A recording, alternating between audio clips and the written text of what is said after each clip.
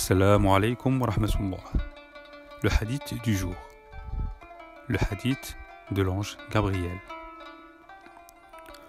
Omar, que Dieu l'ait en son agrément, a de même relaté. Un jour, alors que nous étions assis auprès du prophète de Dieu, sallallahu alayhi wa sallam, un homme aux vêtements très blancs et aux cheveux très noirs apparut. On ne voyait pas sur lui les traces du voyage, et nul parmi nous ne le connaissait. Il s'assit devant le prophète, sallallahu alayhi wa sallam, mit ses genoux contre les siens, posa ses mains sur ses cuisses, puis dit « Ô Mohammed, informe-moi sur l'islam. » Le messager de Dieu, sallallahu alayhi wa sallam, répondit « L'islam est que tu attestes qu'il n'y a de Dieu qu'Allah, et que Mohammed est le messager d'Allah, que tu accomplisses la prière, donne l'aumône, la zakat, jeûne le ramadan, et fasse le pèlerinage à la demeure si tu peux y arriver.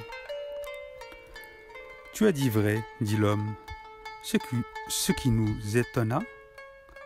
Il l'interrogeait, puis le confirmait.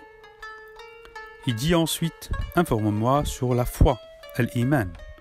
Le prophète sallallahu alayhi wa sallam répondit, c'est de croire en Dieu, en ses anges, en ses livres, ses prophètes et au jour dernier, et de croire en la prédestination, son bien et son mal. Tu dis vrai, dit l'homme qui ajouta, informe-moi alors sur l'excellence dans la façon d'être, al-ihsan. C'est d'adorer Dieu comme si tu le voyais. Or, si tu ne le vois pas, lui te voit.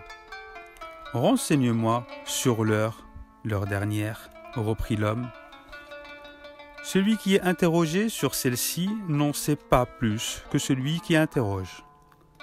Alors, renseigne-moi sur ces signes avant-coureurs. Lorsque la femme esclave, al-ama, enfantera sa maîtresse, et lorsque tu verras les va-nu-pieds, sans habit, pauvres bergers, rivaliser dans les hauteurs des constructions. Puis l'homme s'en alla. Après un moment, le prophète sallallahu alayhi wa sallam me dit « Omar, sais-tu qui posait les questions? Dieu et son envoyé le savent plus. C'est Jibril, l'ange Gabriel, qui est venu vous enseigner votre religion. » rapporté par Muslim. عن عمر رضي الله عنه أيضا قال بينما نحن جلوس عند رسول الله صلى الله عليه وسلم ذات يوم إذ طلع علينا رجل شديد بياض الثياب شديد سواد الشعر لا يرى عليه أثر السفر ولا يعرفه منا أحد حتى جلس إلى النبي صلى الله عليه وسلم فأسند ركبتيه إلى ركبتيه ووضع كفيه على فخذيه وقال يا محمد أخبرني عن الإسلام. فقال رسول الله صلى الله عليه وسلم الإسلام أن تشهد أن لا إله إلا الله وأن محمدا رسول الله وتقيم الصلاة وتؤتي الزكاة وتصوم رمضان وتحج البيت إن استطعت إليه سبيلا. قال صدقت. فعجبنا له يسأله ويصدقه. قال فأخبرني عن الإيمان. قال أن تؤمن بالله وملائكته وكتبه ورسله واليوم الآخر وتؤمن بالقدر خيره وشره. قال صدقت. قال فأخبرني عن الإحسان.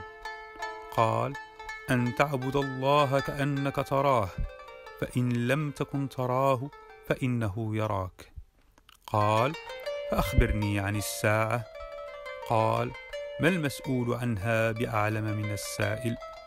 قال فأخبرني عن أماراتها. قال أن تلد الأمة ربتها وأن ترى الحفاة العراة العالة رعاء الشاء يتطاولون في البنيان ثم انطلق فلبثت مليا ثم قال يا عمر أتدري من السائل؟ قلت الله ورسوله أعلم. قال فإنه جبريل أتاكم يعلمكم دينكم. رواه مسلم. Les leçons tirées de ce hadith sont nombreuses.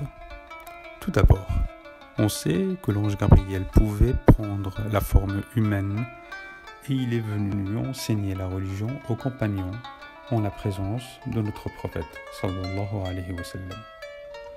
Il est de la pédagogie de poser à quelqu'un la question dont on connaît la réponse, dans le but d'apprendre à celui qui ne sait pas. L'ange Gabriel connaissait bien les réponses, car il disait pour chaque réponse « Tu as dit la vérité ». C'est pour cette raison d'ailleurs que le prophète sallallahu alayhi wa sallam a dit à la fin du hadith « C'est l'ange Gabriel, il est venu vous apprendre votre religion ». Nous apprenons aussi dans ce hadith que la religion d'islam est composée de 3 grandes stations. Al-Islam, la soumission, Al-Iman, la foi, et Al-Ihsan, le bel agir. L'islam, ou la soumission, est bâti sur 5 piliers. Le témoignage que la ilaha illallah et Muhammad Rasulullah, l'accomplissement de la prière, l'acquittement de l'aumône légale, la zakat, jeûner le ramadan et le pèlerinage vers la maison sacrée, si on en a la possibilité et la capacité. La deuxième station, Al-Iman, la foi. La foi englobe 6 principes. La foi en Dieu, en ses anges, en ses livres, en ses envoyés, en le jour dernier, en le décret, dans le bien et dans le mal.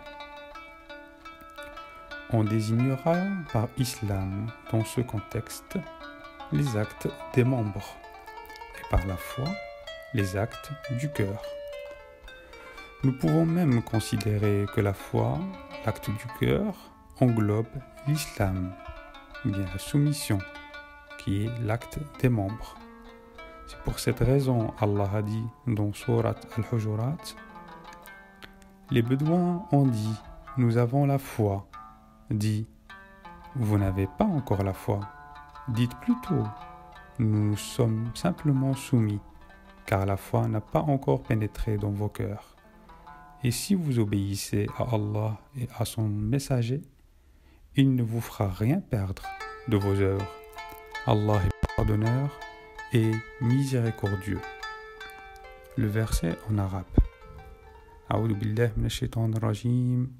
قالت الأعراب آمنا قل لم تؤمنوا ولكن قولوا أسلمنا ولما يدخل الإيمان في قلوبكم وإن تطيعوا الله ورسوله لا يلدكم من أعمالكم شيئا إن الله غفور رحيم صدق الله العظيم. On retrouve une autre définition de la foi dans un hadith du prophète qui dit « La foi est quelque chose qui s'installe dans le cœur et que les actes l'approuvent. » Troisième station, Al-Ihsan. Al-Ihsan, c'est le bel agir, le bon comportement. C'est adorer Dieu comme si tu le voyais, car si tu ne le voyais pas, lui, certes, te voit. L'idée de la station du Ihsan, du bel agir, et que tu sois avec Dieu là où tu es, que tu sois tout seul ou accompagné, tu sais que Dieu est avec toi et te voit. Tu ne peux donc faire quelque chose qu'il n'aime pas, comme voler, médire, calomnier, mentir, trahir, tricher, etc. Cette station de Ihsan englobe la station de la foi, car tu dois avoir la foi pour sentir la présence de Dieu avec toi et partout. Et puisque la foi englobe la soumission, l'islam, la station du ihsan englobe le tout. C'est pour cette raison aussi que le prophète sallallahu alayhi wa sallam a dit Je n'ai été envoyé que pour parfaire la noblesse du comportement. L'islam est donc tout cela. Islam, Iman et Ihsan. Enfin, nous comprenons par la dernière question de l'ange Gabriel sur l'heure du jour dernier que personne ne connaît cette heure. C'est seul Allah est connaisseur. Par contre, il y a des signes précurseurs que même nous pouvons remarquer leur existence aujourd'hui dans notre société actuelle. Wassalamu alaikum wa rahmatullahi ta'ala wa barakatuh.